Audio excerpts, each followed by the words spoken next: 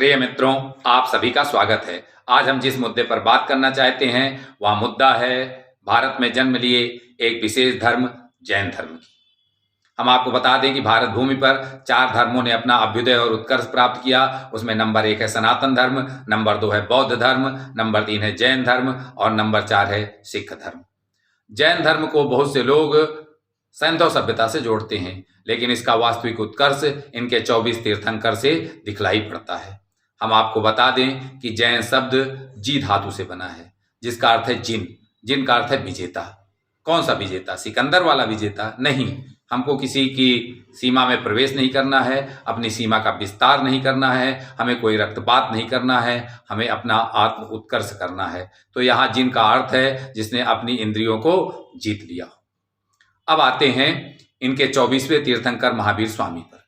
महावीर स्वामी जी का जन्म 598 ईसा पूर्व में इक्ष्वाकु राजा, जो कि कुंडल वन के थे, कहीं कहीं कुंडल ग्राम लिखा हुआ है, कहीं कहीं कुंडलपुर लिखा हुआ है, कि राजा सिद्धार्थ के यहाँ आपका जन्म हुआ। आपकी माता जी का नाम त्रिशला था, जो लिच्छवी नरेश चेटक की पुत्री थी। आपने घोर तपस्या करके कैवल्य प्राप्त किया और जैन धर्म को विस्तारित किया।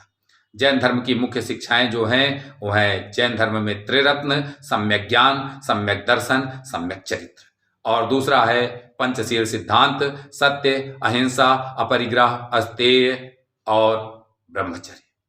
हम आपको बता दें किताबों में सभी के बहुत कुछ अच्छा लिखा हुआ है। जो चीज़ आपको अलग बनाता है वह है आपकी किताबों में जो लिखा हुआ है वो आपके व्यवहार में दिखाई पड़ता है। आइए कुछ खास बातें हम आपको बता दें कि आप हिंसा बिल्कुल नहीं करते हैं। आप अहिंसा का वहां तक पालन करते हैं जहां तक आप कर सकते हैं। आप सुबह उठने के बाद 48 मिनट तक पानी नहीं पीते हैं। क्यों? क्योंकि उस समय आपका लार अम्लीय होता है, जो पानी के बैक्टीरिया को मार सकता है। नंबर 2, आप अपने नाक पर, मुंह पर एक पट्टी लगाते हैं जिससे बैक्टीरिया प्रवेश करके मृत्यु को प्राप्त न हो। नंबर 3, आप किसी प्रकार की कृषि नहीं करते हैं जिससे जीवों की हिंसा ना हो। इसके अतिरिक्त अब आपके पास ऑप्शन क्या है? अब आप करते हैं व्यापार। किसका? सोने और हीरे का। सोने और हीरे का सबसे बड़े व्यापारी आप हैं। यही कारण है कि आप पर लोग भरोसा करते हैं और आप भारत के सबसे धनवान लोगों में से हैं। आपकी आबादी भारत में 0.3% है, लेकिन आप भारत को 23 से लेकर 25% तक जीएसटी अदा करते हैं।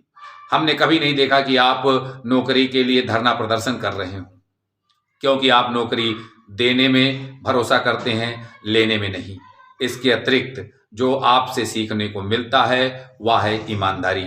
हर व्यक्ति ईमानदारी जैन धर्म के अनुसार अपनाना चाहता है, इसीलिए लोग आपसे व्यापार करते हैं, इसीलिए लोग आपका अनुसरण करते हैं। आपके यहाँ शिक्षा का स्तर 90% से ऊपर है, इसीलिए आपके यहाँ घरेलू हिंसा और तलाक ना के बराबर है। आप उनके यहाँ पानी नहीं पीना पसंद करते हैं जिनके यहाँ लड़कियां ना हो, इसीलिए आपके यहाँ भ्रूण हत्या ना के बराबर है। इसके अतिरिक्त आप सूर्योदय से लेकर सूर्य अस्त के पहले ही भोजन करते हैं, सूर्यास्त के बाद भोजन नहीं करते हैं। इसी कारण आपकी जीवन प्रत्याशा दर अधिक है। आप लंबे समय तक एक्टिव रहते हैं, लंबे समय तक काम करते हैं, इसीलिए आप धनवान रहते हैं।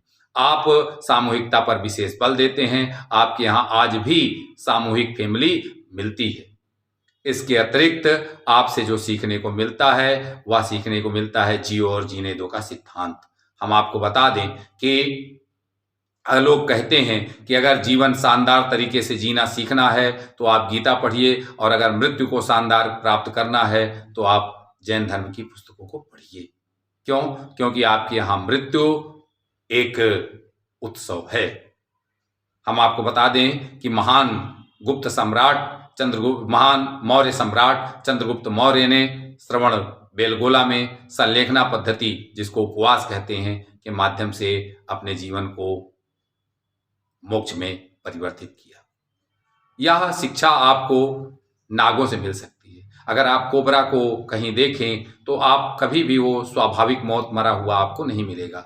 जब उसको मरना होता है तो वह भी नितांत एकांत में चला जाता है, सब कुछ अन्न त्याग देता है और मृत्यु को प्राप्त कर लेता है। हम आपको बता दें कि यही कारण है कि जैन धर्म के लोग उच्च शिक्षा को प्राप्त किए हुए हैं और भारत में विकास के नए आयाम स्थापित कर रहे हैं। किसी व्यक्ति ने कहा है कि अगर भारत में इनकी आबादी 0.3% से 3% हो जाए तो भारत को सोने की चिड़िया बनने से कोई रोक नहीं सकता है।